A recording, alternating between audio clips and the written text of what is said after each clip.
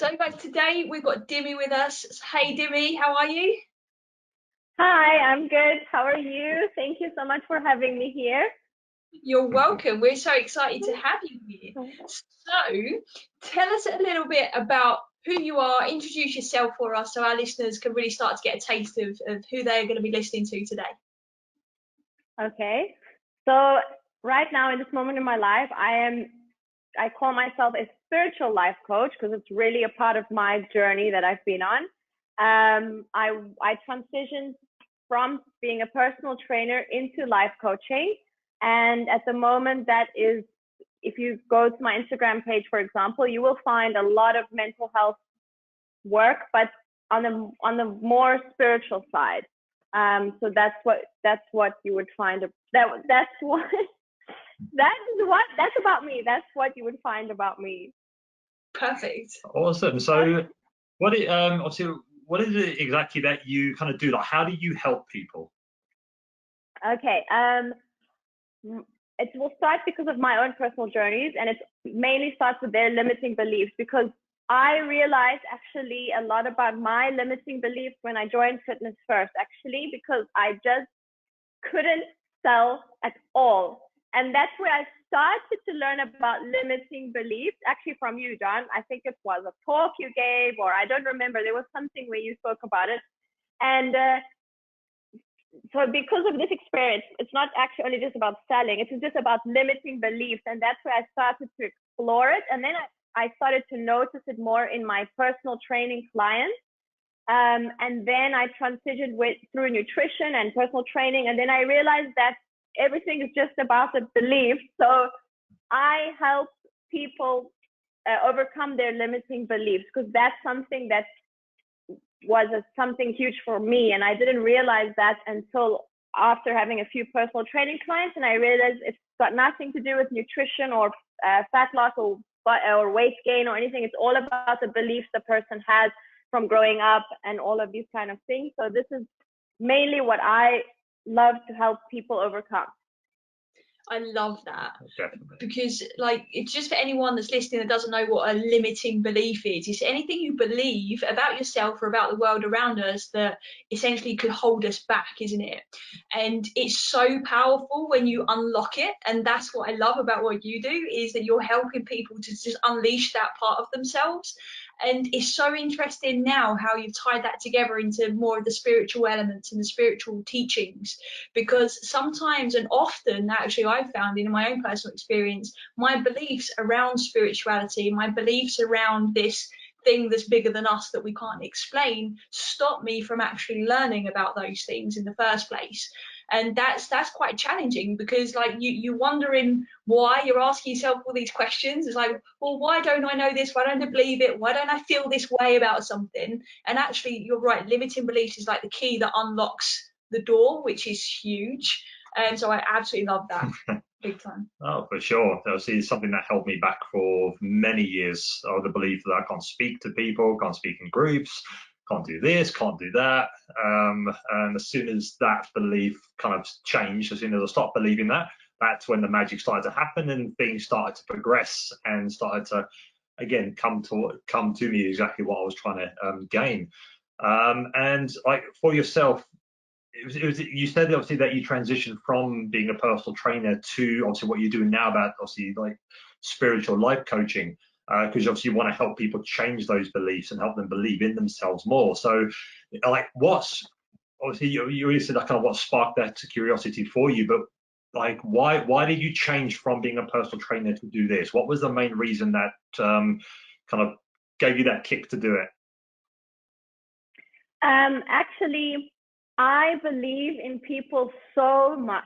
Like, I truly believe in every single person that I meet, even if they don't believe in themselves, but I can see past their limiting beliefs if they had to work on it.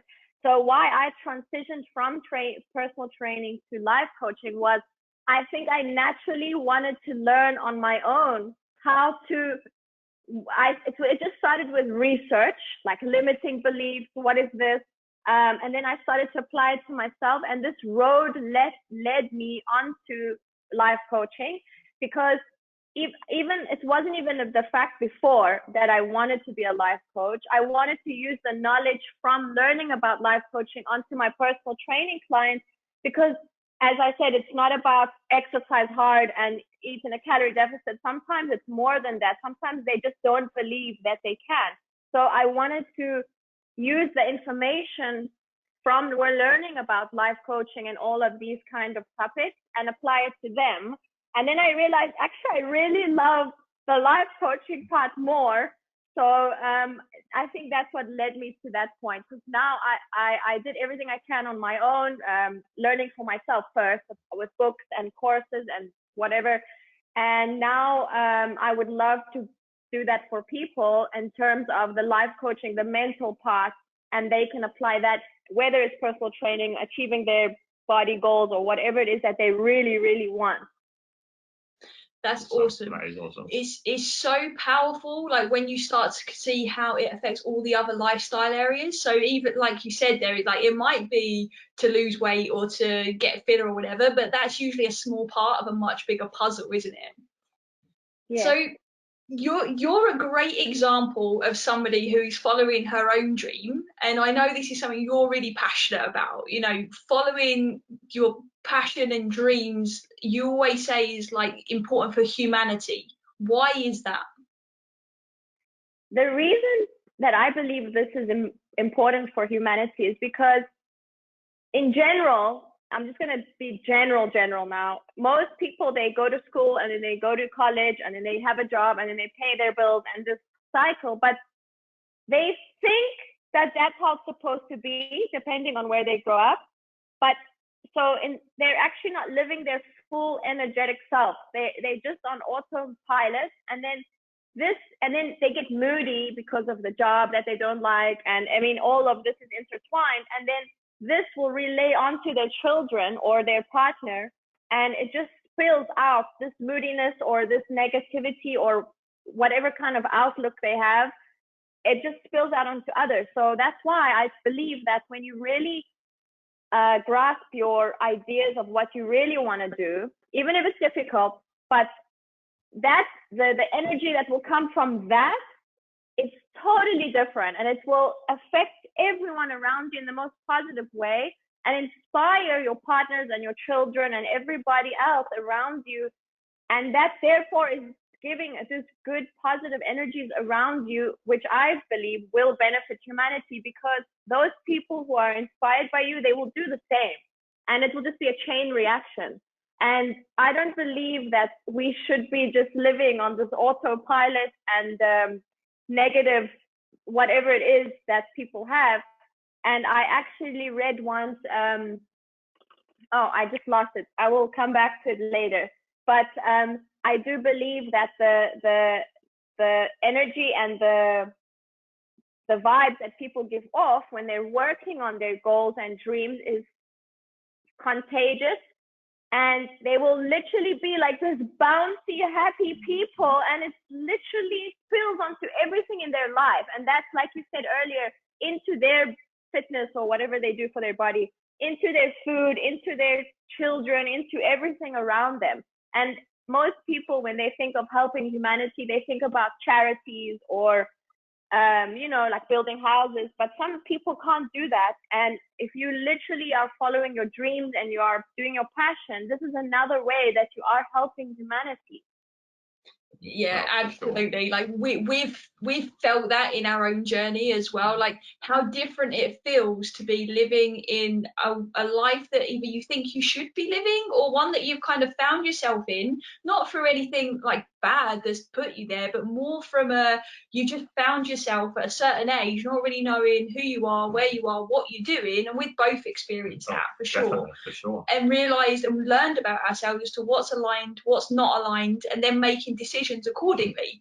And when we shifted and started to make decisions according to actually what our dreams are and what we are passionate about, we've been able to then obviously create what we're already creating and create that vibe, and it brushes off on the people we're surrounded by, and then we see our clients getting amazing results, and that boosts us even more, and that boosts them even more, and then their friends want to know what's going on. And you're absolutely right, then you create this community of like-minded people that are all just living at their best. I think you said to me before about like just getting high on life. That's exactly what it's about. And I think it starts with that, what you said there about following your dreams, not even like consciously thinking about humanity in the process. It just happens automatically. But one thing I do think can be a bit of a added bonus is that when you then combine that, your own passion and your own dreams, with the intention to help humanity, that for me is where I think it just blows up. What do you think on that? Yes, I agree. I completely agree. And actually, I think it's automatic. When you feel so good and when you are following your passions or your dreams, you actually genuinely want to help people. Like it just comes automatically. You want to pay it forward. So I think, and then people will be inspired by that to make that intention, not unconsciously, to help humanity in the ways that they can. Yeah, sure. And sorry. And I feel like all of us here are basically taking those steps and those actions to go deeper and deeper into living our dreams.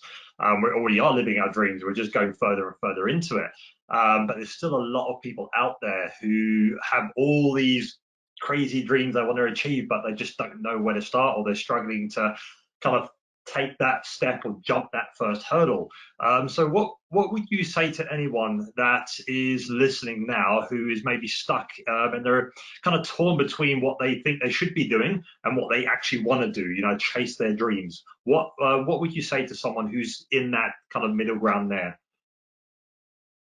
I would say that you always have a choice, but judging from all the conversations I've had with clients over the years, I know they realize, or they think they don't have a choice because of the consequences that might happen if they change their path. But in the end, I would tell them that this is really your life. And what people don't realize is actually how good they can feel. So I would tell them that by actually starting small, you don't have to start and jump immediately and change your job immediately and create this hurricane within your society or whatever it is. Like, you can start small. You can start making it a hobby first. You can buy a book on your dreams, because every door you open, which is like buying a book, is like opening a small door, for example. Inside that book, it's going to have many other doors, and it's slowly going to start to make you realize that you can do this, and it's not going to create the eruption that you might think. And there's one quote that I love, and it says, "Do what you must, people will adjust." And it's so true. And I've seen it. I've seen it with clients who never thought that they could go to a certain university for many reasons or whatever is the case. And actually, the people adjusted around them. They absolutely adjusted. And also, I would tell the person is, you are going to get stronger as well. So you might think that everyone's going to come onto you and tell you can't do that, or you're not allowed to do that, or it's silly. But as you slowly take the steps towards it, you will get stronger and you will realize your worth, and you will be like, no, I am going to do this. So I think the beginning is very scary, but you have to always know that you do have a choice. You always have a choice, and you can start so small that you might think it doesn't make a difference, but it does. Even just having a conversation with someone who you aspire to be, like if they're a role model, or reading an article, even not even a book, it's the first step. So you can start so small. Definitely. That's great advice. I always say to clients or students about this idea of our comfort zone. I think you just touched on it there really, really nicely. I always say, imagine obviously you're in your comfort zone, you're in your own little bubble, and then outside of that, you've got like potential uncertainty, haven't you? We've either got that phase, which is like the growth zone, or we go one step further than that, we're in that danger zone, right? And a lot of people don't see the growth zone. excuse me, a lot of people don't see the growth zone at all. They just go straight, they're in their comfort zone, they're looking out of this imaginary window, seeing danger only. And it's those small steps, like you said, like putting those small little stepping stones in place, reading an article, asking a question, reaching out to people, that helps them create that bridge to the growth zone, so they don't have to mess around in the danger zone. They don't have to experience all the pain they think that might come with it as well. So what's can you give us an example, like maybe a personal example of when you have stepped out of your comfort zone and you thought you was going into like your danger zone a little bit, but actually you did exactly what you just advised, which was you just took it back a step and you decided, no, I'm going to do one thing and then another, then another. What, have you got an example you could share with our listeners? Yeah, I can give a personal example, but it might not be as, because I was fortunate enough to have a parents and people around me that always told me it's fine, like do what you need to do. But I will give, it's still a journey that I have been through. I was working in hospitality first, so hotels, restaurants, and all of this. And actually, this whole journey of me transitioning into a personal trainer started in, I think 2014 or 15. And so in that time, I was working in a reservation office, and I was just basically on autopilot for 8 hours a day on the phone, repeating the same thing for 1 year. And I was like, no way, I can't do this. And the salary was not bad, okay? And out of fear, my dad told me it's better that I stay there because of the salary. But actually what I did is I moved from Dubai to Abu Dhabi to another hotel, and the salary was half. But I knew that it felt right for me. And I believe that that step that I took, and sorry, at that time when I was in Dubai, I was training in Fitness First just as a member. And this is when I started to study personal training. And this is why I first wanted to move to Abu Dhabi. And at that time, I didn't have my personal training certificate yet. So I took the risk to move to Abu Dhabi, get a lower salary, and then, which actually caused a bit of friction in my family because they were worried. And they for quite a while, they were in my ear, in my head, you shouldn't have done that, you should have waited, you should, like this. And then eventually I did struggle financially. So that's why I know it's difficult. I struggled financially. I was in a bit of debt. I had to pay for personal training courses. I had to do extra work, etc. And then one day I just realized that I actually got fired from that job in Abu Dhabi. And that's when I emailed all Fitness First people. And at that time I got my personal training certificate. And that's when I reached out to John as well. And actually other Fitness First, but I chose Stebbing-Mills in this case. But it all started with baby steps. So while I was in Dubai, I started just studying personal training and training in the gym as a member. So this is the first step I took. I didn't just quit my job and become a personal trainer immediately. And then I knew the next step for me was, even though to stay in hospitality, I still moved to Abu Dhabi because I didn't like Dubai. And I still continued to study personal training and study a bit more. And then finally, the kick I got was I got fired from that job. And I had to become a personal trainer because it was now or never.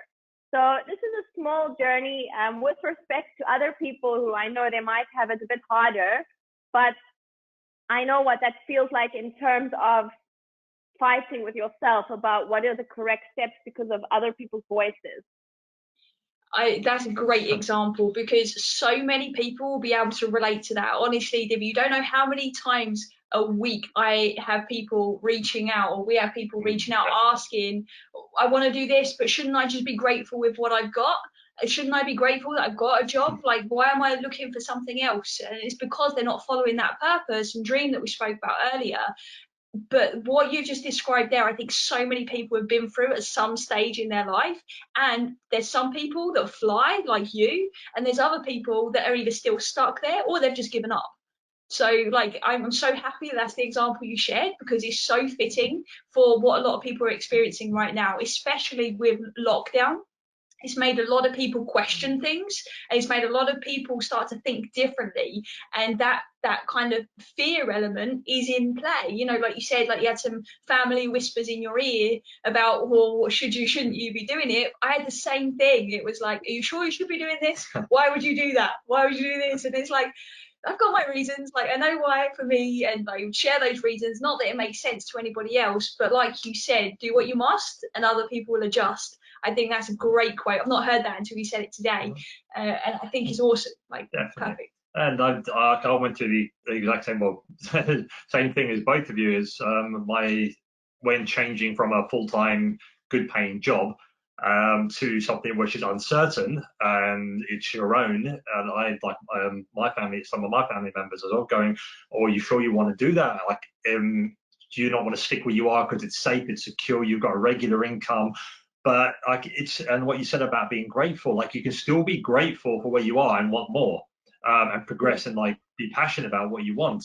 And it's not the thing about being grateful. You can be grateful in any situation that you're in. But when you're meant for more and you want to do more and give more, then you've got to keep thinking about the next step. You've got to keep thinking about what's next. Like, what can I do next? What can I progress to? How can I improve? While being grateful along the way, because that is what's going to, again, help you live your dream even more and even more deeply as well.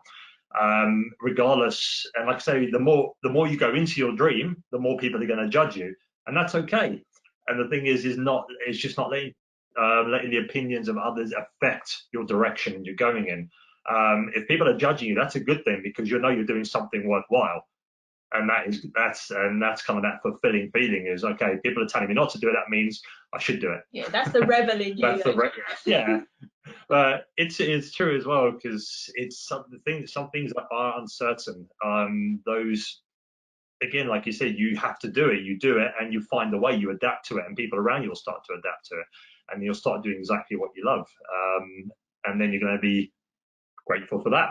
Move on. You're going to be grateful for that, and you're going to keep being grateful for everything that you do and everything that you're given.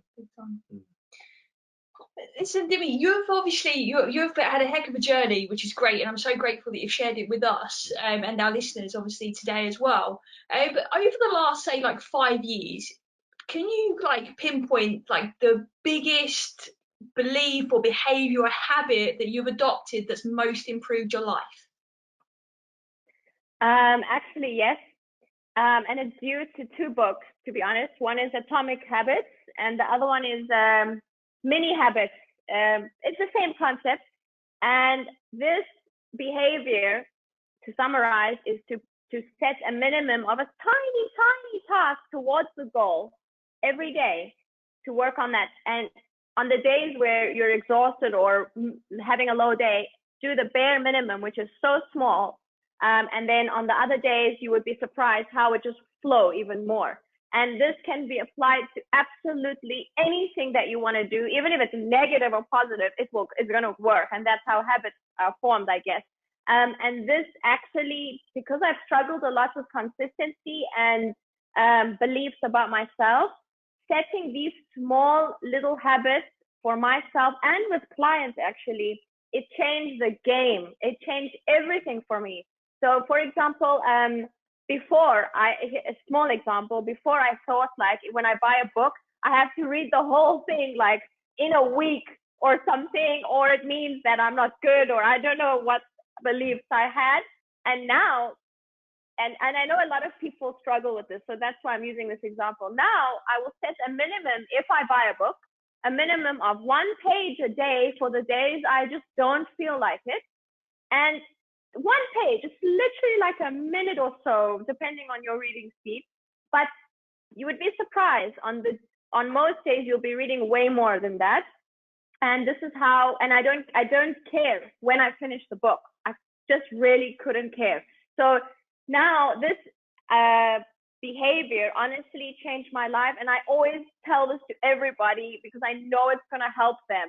Set a minimum of whatever goal you're trying to go towards. And on the days where you don't feel like it, just do the absolute bare minimum, and that's fine. No guilt, nothing. You did something, because it's 1% better every day, and it really adds up. Oh. Perfect. For sure. Yeah, I'm big believer of that. So many people focus on the big end goal and they get overwhelmed by getting there, and they forget about breaking it down and making it more achievable in smaller chunks. I like reading Robin Sharma's books. I'm obviously a big fan of Robin Sharma, and one of his quotes is, small wins done consistently over time lead to extraordinary results. And they're so true. You like these small little things, take each step, small step, bit by bit. Eventually, you're going to reach that big goal, but it's not going to seem so overwhelming because you've broken it down into small little achievable steps. And it is extremely like a big behavior and habit change to adopt, for sure. Yeah, our listeners would definitely be able to relate to that because they're human, Yeah. right? Like, even like people listening, and I say that just to remind you that you are human, because so often we have these expectations of ourselves, and then we give ourselves such a hard time for not doing the smallest things. But accept that you're human, it's okay, and do these things that we're sharing, implement the things that you've already suggested as well, and you will be winning. You'll be ahead next week 7 times more than the week before. Like, those wins add up, and they're so powerful. When you look back and suddenly you see where you were, it's like life-changing. It really is, isn't it? Oh, it is, definitely. So Dimi, what for all of our listeners here, what one piece of practical advice would you give them? So you've given us a lot of insights over obviously today already for people to go away and think about, but what one piece of practical advice would you give to anyone listening, and why? Okay, the one piece of advice I would give, and this comes from the personal training world, is any movement is counted as a physical movement. So you don't have to kill yourself in the gym. You don't have to kill yourself with workouts at home or whatever you're doing. Just one small movement, depending on what you love. And I tell this to my clients all the time. Do what you love. Any kind of movement. If you don't love this gym kind of stuff, don't do it. If you love dancing, go to a dance class or put on a video and follow the dance, or do a 5-minute workout. You can do a 5-minute workout. You don't have to do a 30 or 45-minute movement. And why I'm talking about movement, because you will always feel good after moving your body. But so it's about feeling good, actually. And if you put like a mountain ahead of you, like a 45-minute workout every day or whatever you're looking at, you won't do it. And the bad feelings of guilt and whatever it is are going to accumulate. So the one piece of advice that I would give is move, but don't put this pressure on you that it has to be something insane. There are videos online. If you just search 5-minute yoga or 5-minute abs or whatever makes you happy, that's okay. And move to feel good. Don't move for certain society reasons. The movement in yourself is going to unblock energies. You're going to feel energized. You're going to focus better at what you're doing. And that happy energy is going to spill out onto other people. But just move your body.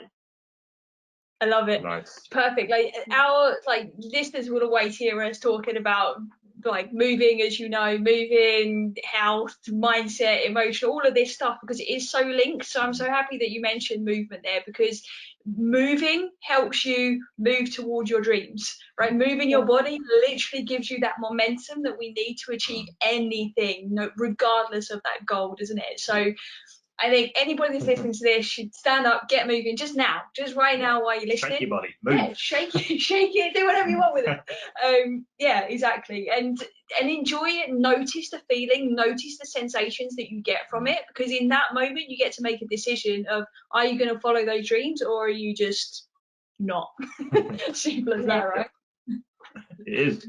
Excellent. So, Dimi, before we kind of wrap up and finish off, tell our listeners where they can find you. Okay, so you can find me mainly on Instagram. My brand is called The Inner Stuff, because I actually love helping you with all the inner stuff.